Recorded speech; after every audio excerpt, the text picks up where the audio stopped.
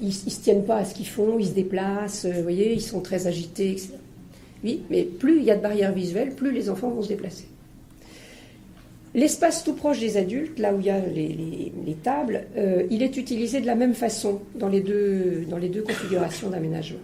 Par contre, l'espace d'où on ne voit pas les adultes, c'est-à-dire quand la dinette est derrière le grand meuble, il est beaucoup moins utilisé que quand la dinette donne sur la pièce. Et l'espace intermédiaire, c'est-à-dire on est en vue des adultes, pas à côté d'eux absolument, mais à 2-3 mètres. En général, c'est l'espace un peu central.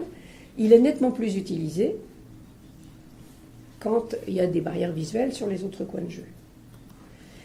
Quel effet sur les relations entre enfants ?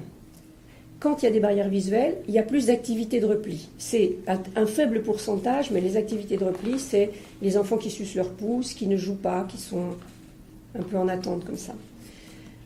Le jeu individuel augmente, l'observation des autres augmente, le temps de conflit augmente et le temps d'interaction amicale diminue et les adultes sont beaucoup sollicités. Ça, c'est quand il y a des barrières visuelles. Quand il y a des barrières visuelles, on est dans le matériel, voilà, l'ensemble matériel.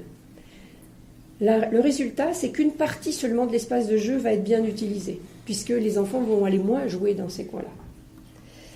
Du coup, ça modifie la densité.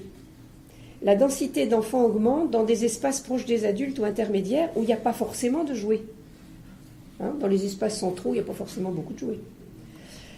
Du coup, plus d'enfants, moins de ressources, plus de risques de conflit et plus de demandes vers l'adulte. Donc vous voyez, on a fait la boucle des trois ensembles. Comment des meubles trop hauts se répercutent à la fois sur les interactions entre enfants et sur les interactions avec adultes. Ils nous apprennent des recherches comme ça. Les jeux des enfants sont modifiés, ils ne jouent pas à la même chose, ils ne jouent pas au même endroit. Les interactions sont modifiées puisqu'il y a plus d'interactions amicales quand ils ont une visibilité. Et les interactions avec les adultes aussi, puisque les adultes sont très sollicités quand il y a des barrières visuelles. Ce qu'on a appris, c'est que ce n'est pas un effet identique sur tous les enfants.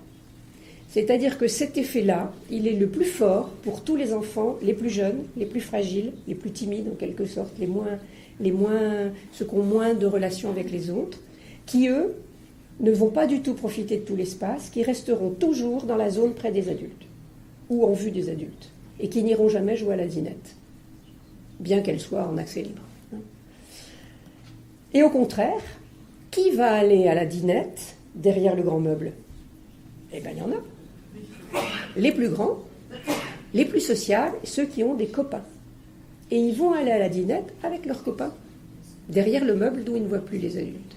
C'est-à-dire que les enfants qui ont une sécurité affective grâce à leur relation entre enfants vont pouvoir aller dans les coins d'où ils ne voient pas les adultes, et d'ailleurs très contents d'y être. Et voilà. Mais du coup, la dinette, qui est pourtant prévue pour profiter à tout le monde, ne profite pas à tout le monde.